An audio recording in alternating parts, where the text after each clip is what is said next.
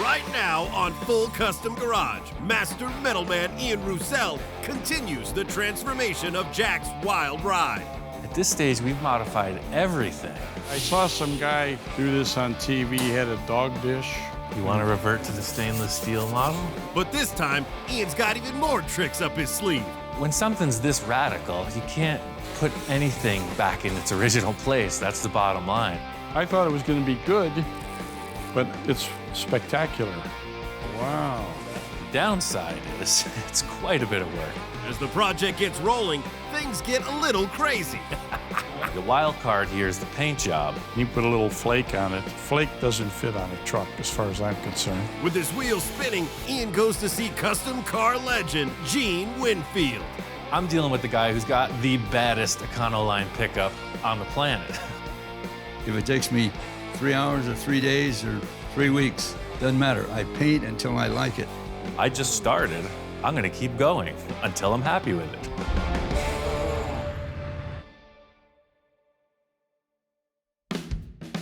We're making some pretty good progress on the front of the truck, and then Jack shows me these giant taillights he wants to use. This is kind of dicey. Wanting to use these taillights requires cutting through the structure of the bedsides we just spent so much time to strengthen and make straight. My initial conversation with Jack, we talked about having the taillights flush with the rear of the panel. I made all the cuts, put them in place, and I just wasn't sure. Just having a tough time envisioning how these things are gonna fit in here. As soon as I mock up these taillights, I could see they're physically wider than the rear of the truck, so it's a problem. I have an idea.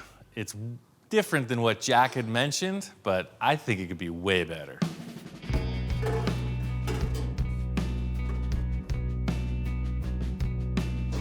Yeah, I think that will work. In simplest terms, it's a French taillight. It's a 5-foot wide French taillight. Why not? I don't know where the term came from, but when you talk about custom cars, a French headlight or taillight means it's sunken in, it's recessed in the body panel. The cool factor with setting up the taillight like this is that it already mimics the front headlights. The downside is it's quite a bit of work. Jack's not here, so I'm just gonna go for it. I dig it. I am on the right path. I just hope Jack responds. Whoa. Hey. Whoa. What do you think? Is that gonna work? Wow.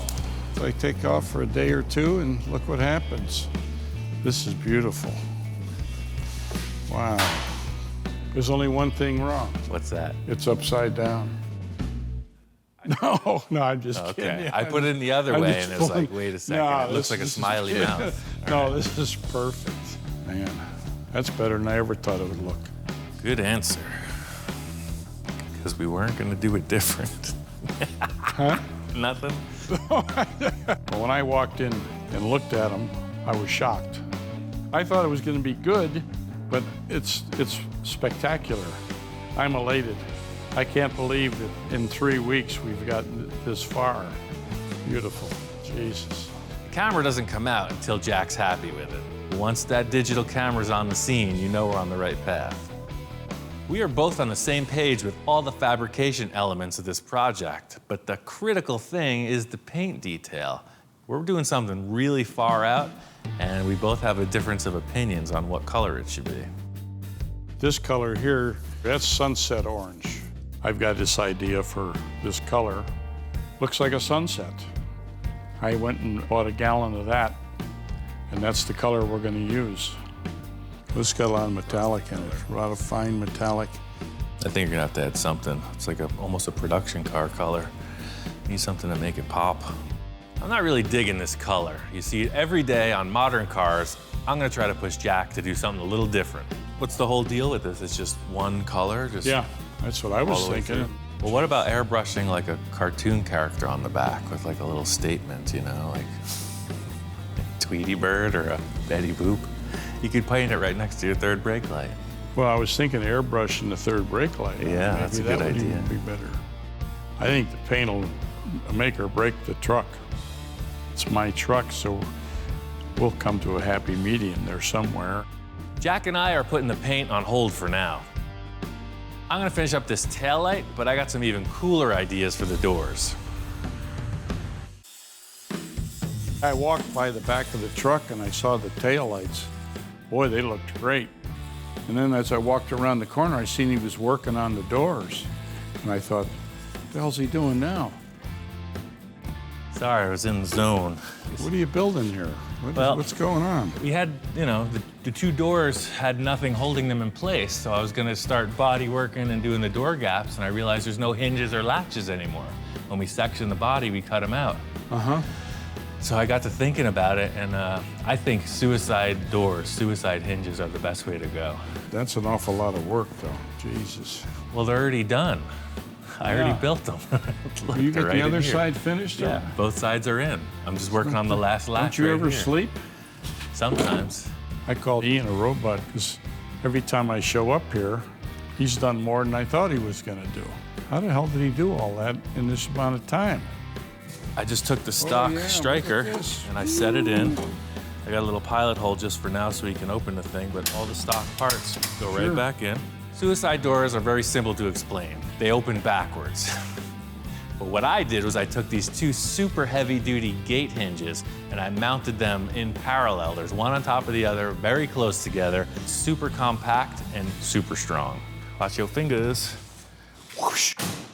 This is unbelievable, man. I never expected this. When something's this radical, you can't put anything back in its original place. That's the bottom line. If you change everything, you gotta follow through with everything. And it needed these doors to fit that bill. I just can't figure out what to do with this body line. I love how you replicated this in here there. with the bead Yeah. roller, but this line doesn't go anywhere. You could see that there was a body line left over from the original vehicle, and it didn't go anywhere. It just looked like it was lost in space. What if we put a plate right down the door? Boy, that's a lot of extra work. I want to just get rid of the line completely, but Jack had other ideas. Just bring it out and let it fade in. That'd be fine. Okay, so that this line just kind of appears right here. Yeah, it starts curving this way, so it would start there. So then back here, what this would come in through Fade here it and into turn nothing. up like Or that. up the hill. Jack wanted to leave some element of the original body line in place. He wanted to fade in the two sides. I'm not so sure, but in the end, it's his truck. So we'll come right to Door here. curves, yeah, they'll So your stop line will there. start here, Sure. and this will just get filled. You can't just stop, so it's Right. just blend it into that. It's fine. Okay. I started working on Jack's body line design, and I really just want to get rid of it completely. We've been friends for a long time. There's one favor I could ask you. Please don't go through with this.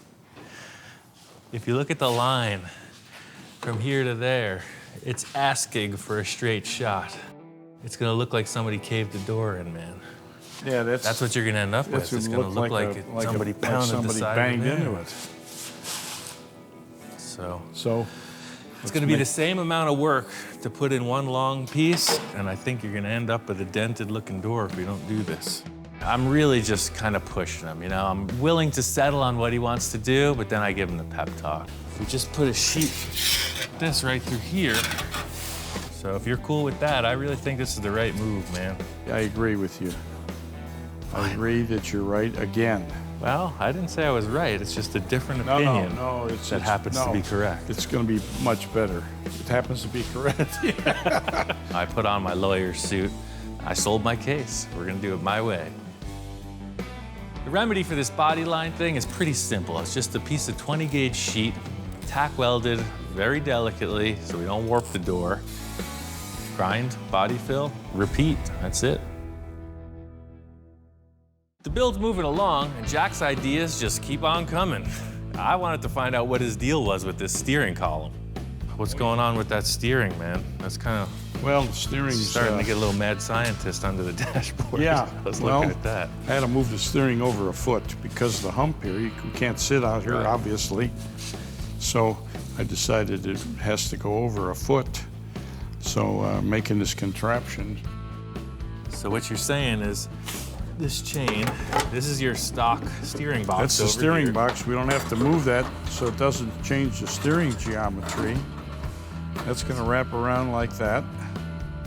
2 sprockets and a motorcycle chain. Works for me. What he's done is the chain drive steering setup. I've seen it a lot in hot rods just to lower the steering angle. Why not put it sideways? Jack and I are bouncing back and forth ideas just to try to make this the coolest truck it can be. Talking about the dashboard, I got a couple ideas. He comes up with this old headlight. What the heck's that about? That's for a much earlier vehicle. This is what I want to do. I want to set this in the middle of the dash on the top. We'll put the instrument cluster right in here. on. Cool. So yeah, it's like a little pod up Yeah, there. right. This is a headlight bucket from an old Dodge, I believe, in the 30s somewhere. All right, so I'll cut this thing out. So you got a something that fits this trim ring, I guess. You want to leave this on? Yeah. I had this idea for the speedometer. I think this is a 51 Chevy pickup truck. But I said, you know, I got to put this into something to make it look different. I dig it, man. You're all full of surprises lately. Sure, well, Right on. First the chain steering and now this. This headlight shell seems to fit the gauge cluster that Jack wants to use. So the idea is in this simple circular gauge, you have oil pressure, charging, fuel gauge. Pretty trick, compact unit. I love it. I was trying to figure out what kind of design I wanted. It's got such a big dashboard, I thought, well, how about if we put a pod, put the instrument cluster right in the middle? This is really going to set off the whole design of the dash. So the whole thing is about getting it set in the dashboard properly. You know, the angle for the driver to look at it, how it looks through the windshield. You know, there's a few factors to consider. So is that what you're thinking, like this angle? Yeah, that's maybe a little more even towards me. Yeah, that's really neat. I like that. That's really good. What are you thinking on each side of this? You gonna try to filler this and then cover these vents or something? Well, you know what I was thinking, come around with it. Since I had this new gauge, I didn't need the old dash the way it was. This is a very flat, utilitarian-looking dashboard. Jack's got a great idea to finish off each side of the center pod. I'm gonna curve some sheet metal in the slip roller and set it in place. So something like this. Oh yeah, that looks good. But you know something? I'm looking at this thing, and I don't know how you're gonna take this, but You wanna redo the whole dash? no. The hump, it's too high. At first, when we set this thing in place on the dashboard, Jack's like, I don't like it. I was thinking he wanted to go in a whole different direction, but he just wanted to tailor it a little more. Just drop this down about 2 inches. So you mean just bring it down right to the peak of that dome right there? Yeah. Okay, I think we can just cut a hole right through the dashboard. Yeah, Okay. the high spot there, and set that down in there. I think it'd look a lot better. That works for me.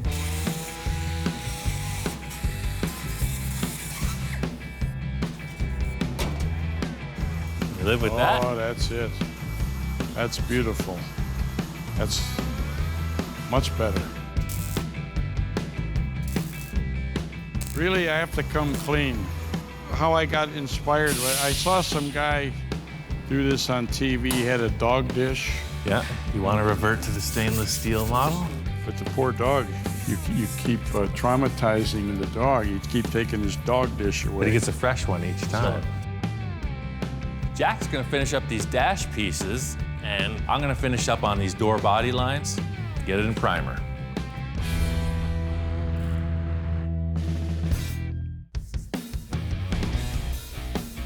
Really pushed Jack into this design of deleting the body lines in the door, and I'm really excited to see what he thinks about it. Boy, that looks pretty good. Everything Looks is great. simple. You got this line goes into here. This goes around the back, same height as the back glass. This goes into the windshield in the front. The critics will love it. Ian saved the day by putting that piece of metal in the door. I think it was a very good call. The whole thing is you don't want the vehicle to look like it's in a bunch of different pieces. But if we can pull it together, it's gonna be convincing. That's what makes a cool car. There's still one problem, man. We got a big hole in the back of this thing. What do you want to do about the bed? I know you're talking about a tonneau cover or something. Yeah. We'll make it tubing, rectangular tubing.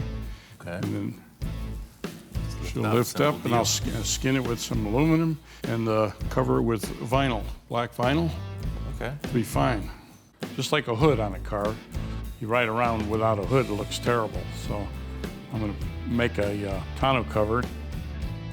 The only problem we're gonna have is letting out the heat. From the start, we knew that this engine was gonna have to get air into the carburetor and then heat out of the engine. So this tonneau cover is gonna block off any airflow. That's a problem. Well, I got a couple big pieces of pipe. Maybe I'll mess around with that if you wanna lay out some stuff here and just start cutting. Sure. There's a million ways to skin a cat. We're gonna use some kind of a vent in this tonneau cover. I'm not sure how it'll work out, but it definitely needs holes to breathe. Before we get started on the ventilation, I need to build out the frame. This is a simple design, but making any round shape out of square material is a challenge. So we're gonna make these two rounded corners out of some 1/2x1/2 stock and just kind of mock up like a truss shape for each corner to keep it strong. These lifts we're gonna use put a lot of stress on it, so I'm trying to do the simplest, most lightweight design, but as strong as possible. We're gonna put aluminum over the top of this thing, so that adds a bit of weight. And the idea is, just like with the door skins, you don't want it to look like it's concave, like it's falling sagging apart, right? So at least that, with weight on it, I mean, that's, I don't know how much weight, but then that's perfectly flat. It's pretty hard to press. Jack's unsure as how he may finish this off upholstery-wise. We're gonna sheet it with aluminum so that it's lightweight. We're just gonna put in a series of panels, and however he finishes it is up to him. I got this hinge from industrial metal, steel, heavy duty. That's gonna run the length of the front of this cover to allow it to hinge up and down. Jack left to the store to get the final pieces for this cover. I got this frame fabbed out, so we should be good to go.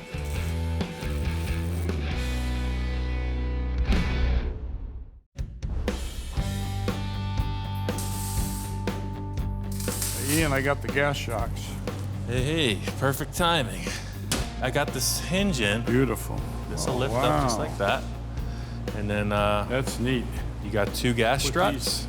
Yeah, 2 gas shocks. We can put them here somewhere. Perfect. If you've seen any tonneau cover on a pickup truck, you see they have these pressurized rams, these little lifts that hold it up. We're gonna use the same detail. I went to the auto parts store to get a couple of gas shocks, and the guy behind the counter says, well, what kind of a truck is it? Well, there isn't exactly part numbers for this vehicle, so he gave me what he had.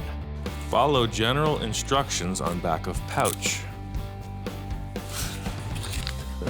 They're the instructions to tell you to use the instructions. Special remove installation instructions. You speak Spanglish? Spanglish. French? Russian? No. Swahili? You don't need no stinking directions. I got this. Watch me go. First, you gotta get your weight rid of it. So, look at that. I'm heavy.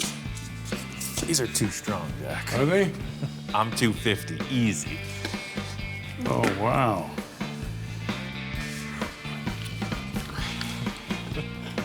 It's strong, man. Holy mackerel. Right away, we're trying to test these things out, and they're just way too strong. I'll just take this back. I'll be back. I'll be here. I'm just gonna finish this cover up, and Jack's gonna try to find the right struts.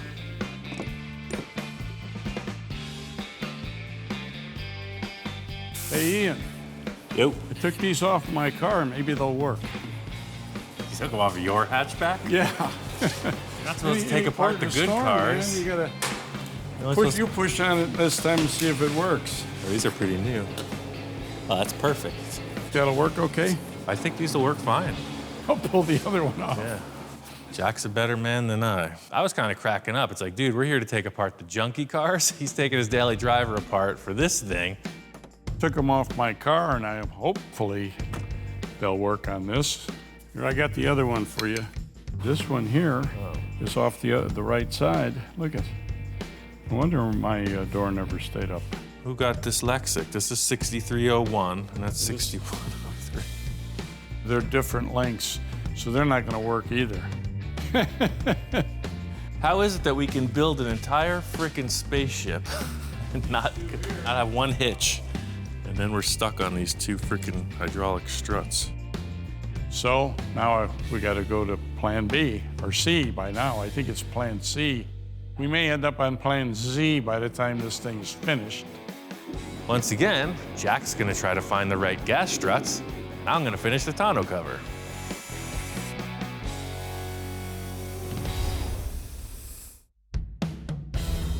Jack comes back with try number 3. He's got a few different options.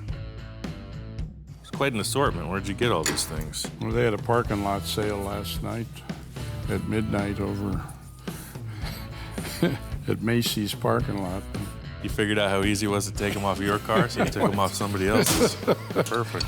Sometimes you have to have a little larceny up your sleeve there. You gotta rob from Peter to pay Paul once in a while to get this thing right. I'm really not sure where Jack acquired these, but we found a matching pair, and it seems like they're gonna work. The thing lifts smoothly, it stops in a good position, and it doesn't slam shut. It falls down nice and even, and that's what we needed, the proper piece for the job. It was a couple of tries, and we finally got the right ones. I'm looking forward to see what the whole tonneau cover looks like when it's finished.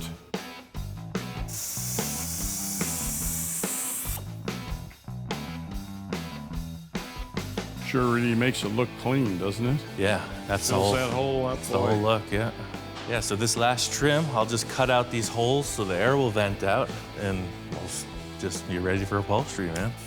Putting holes in the body panel is a pretty big style choice. Jack came up with these 3 slots that he feels will be enough airflow.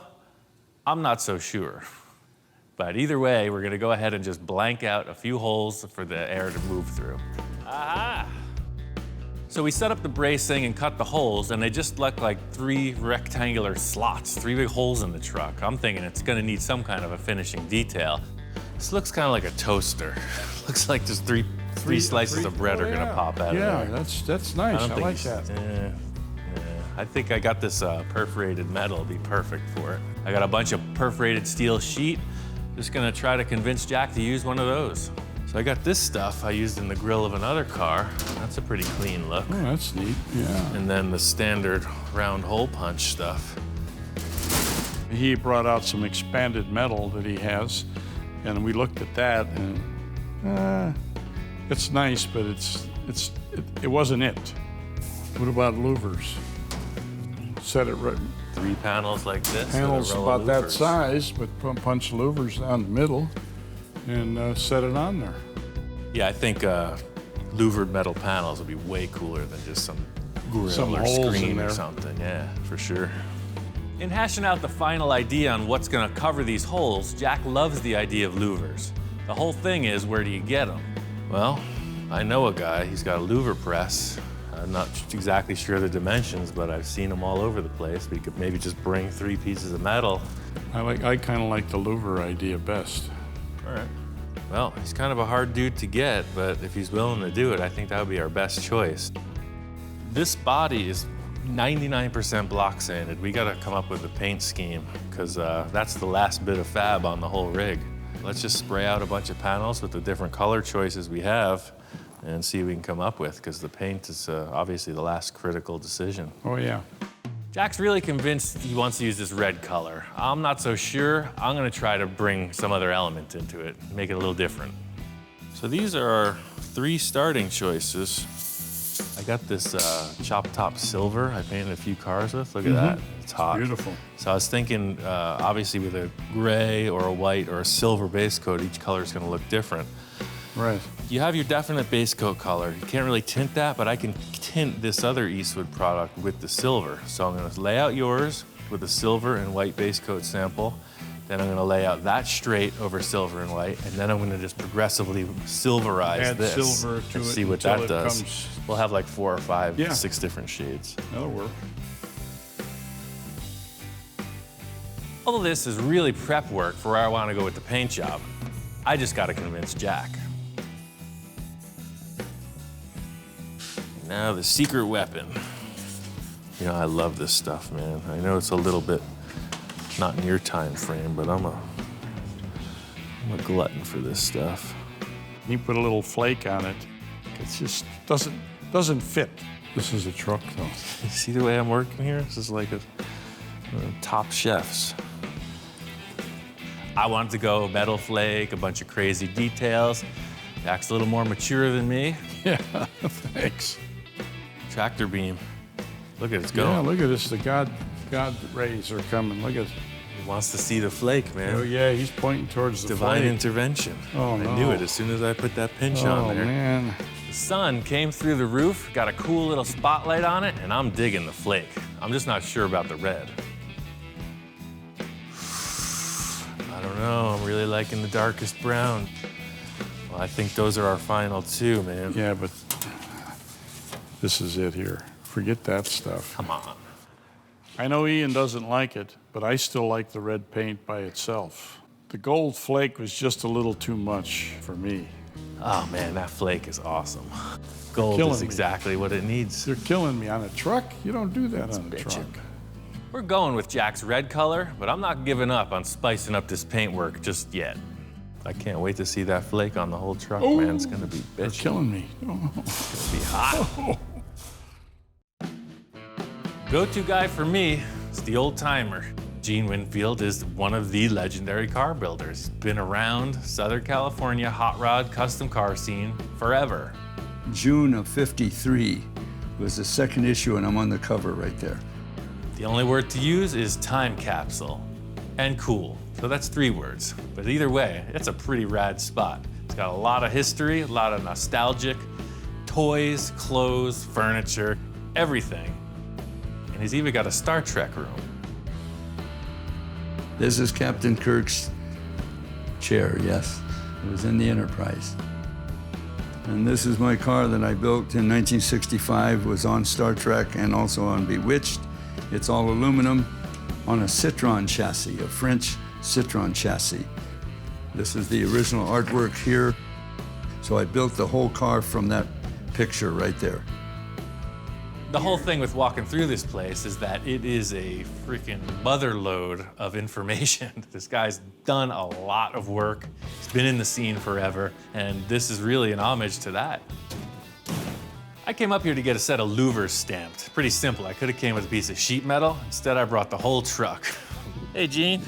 Hey, Ian, How's it going? how are you?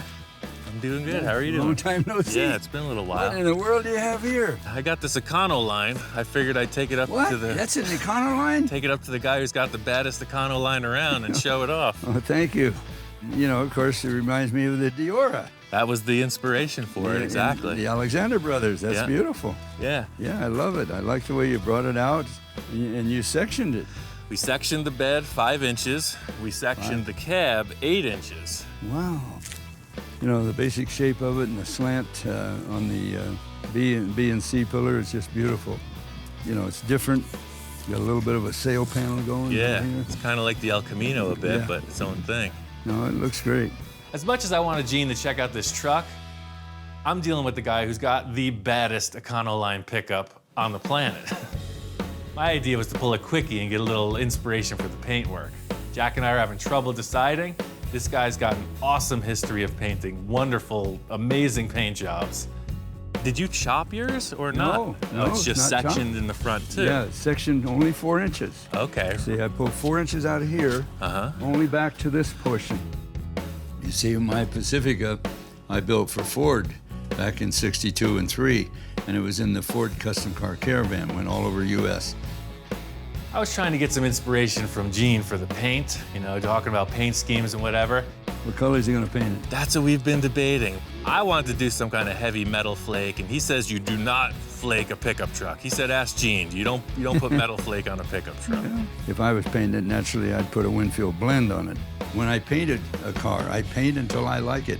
If it takes me 3 hours or 3 days or 3 weeks, doesn't matter. I paint until I like it. Sometimes I'll paint the whole side of a car and I don't like it.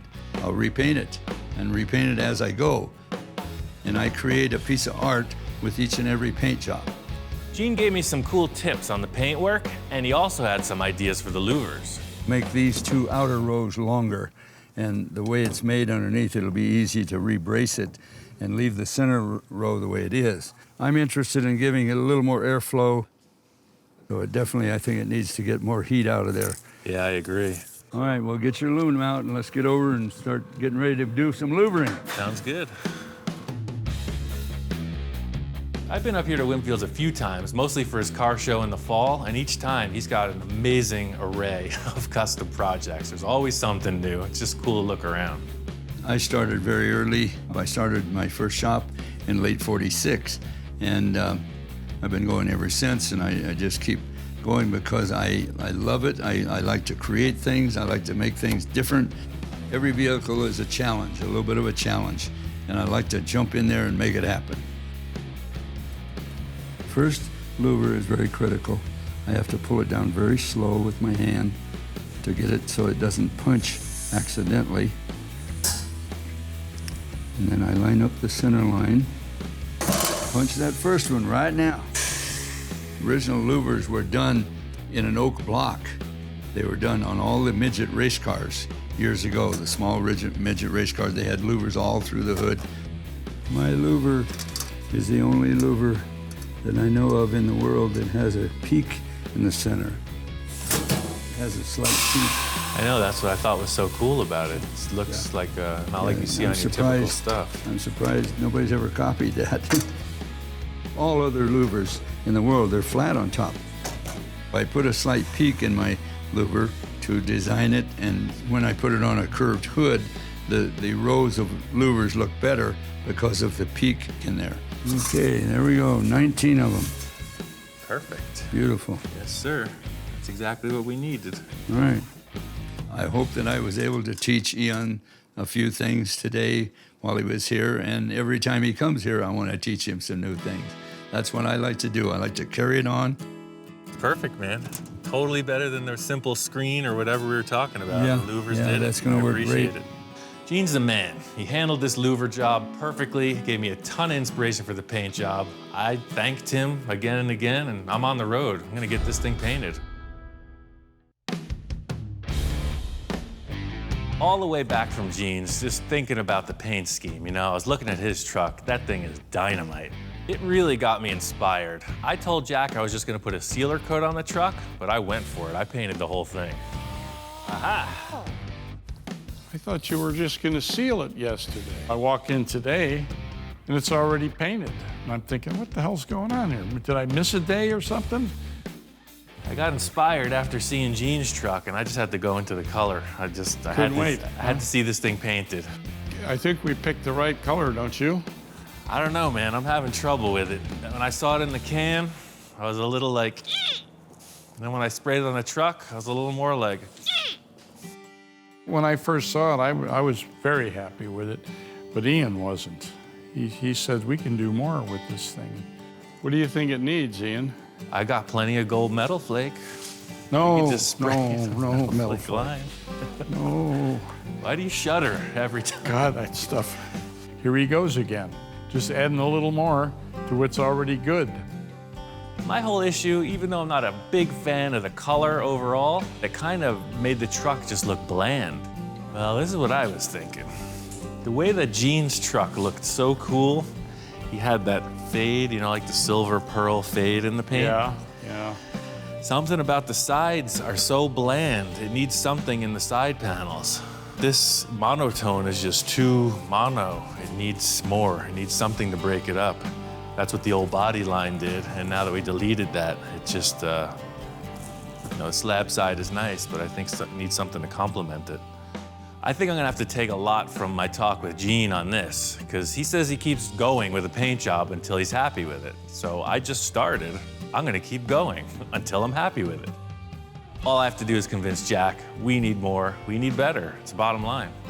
And I think if I just do some kind of cool paint effect on the lower third of it, I pitched Jack some of my ideas. Whatever you want to do is fine with me. Cool.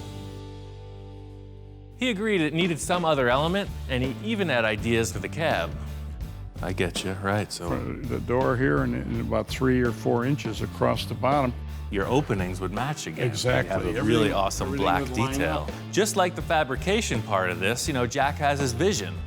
When Ian just said he wanted to do it, I was all for it. Here, take it and go with it. I think Gene lit the fire. That's what happened. He started thinking about it. That's what makes a great customizer and an average customizer. That one extra step. I was unsure as to what to do to break up this body line. Seems like a perfect choice with this detail around the windows, but you never know until you spray it, unfortunately. We're really in a good place with this, you know. I knew I could nail this fabrication. I know Jack's got the upholstery. The wild card here is the paint job. I really hope that Jack likes this. You know, we've worked through every other challenge so far. This paint color has been our biggest debate yet, so hopefully this is the right choice. I don't have the experience with paint that I do with metal. You know I could pull some stuff off fabrication-wise, but still, the color and the way the pigments blend, I'm still in the infancy of this whole painters thing, you know? It could go wrong. It could go real wrong.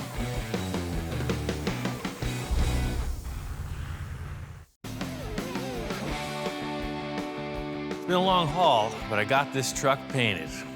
Jean Winfield really inspired the paint job on this. I'm not saying it rivals any of his fades, but it's pretty mellow. It's just the red gradually fades to black right into the rocker panels. And Jack actually wanted to have the window surrounds blacked out as well as the sail panels.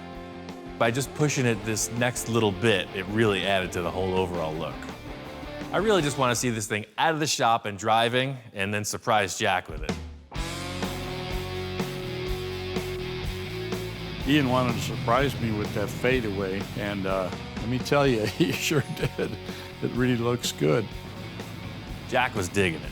Right out of his pocket. First thing is his camera, so I know I'm on a good run here. It's been the story through the whole build is that if he starts taking pictures, you know you hit the mark. For years, I'd been thinking about this truck.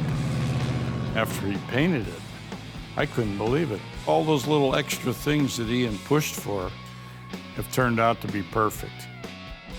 It's hard to describe what the inspiration for this rear roof would be. It's kind of like El Camino meets spaceship or something, but it fits in with the overall look of the truck perfectly. The taillights, I love the way they came out. My vision was to have it even. And then when he moved them in and Frenched them in, they looked twice as good. For me, the best part about this is that crazy transformation. I thought it was good looking as it was. This thing is low, it's sleek, it's high fashion. It's a total show car. Sometimes you see a show car on a rotisserie. It spins around in all directions so you can see it from every angle. So I was doing the same thing in the park because this thing's a runner. I was spinning around, driving in circles. And I was shooting a video with my camera and I decided, wait a minute, I want to drive this thing too. So enough is enough. You know, he's the car owner. Unfortunately, it's time for me to hand over the wheel. But he got out and we switched. I drove it around a couple times to have a little fun. I was surprised how nice it rode. I guess having the engine in the back kind of changes the dynamic of the front suspension. It drives great. It's like a freaking mutant Cadillac. It's been fun, it's been inspiring. It was great working with Ian. The fun of doing this is you have to figure all these things out, how to make this work, how to make that fit, and that's the challenge. Once you stand back and look at it and say, that works, you feel great. It's a ton of work, but each time you see the end result, you kind of forget all that and just look forward to the next.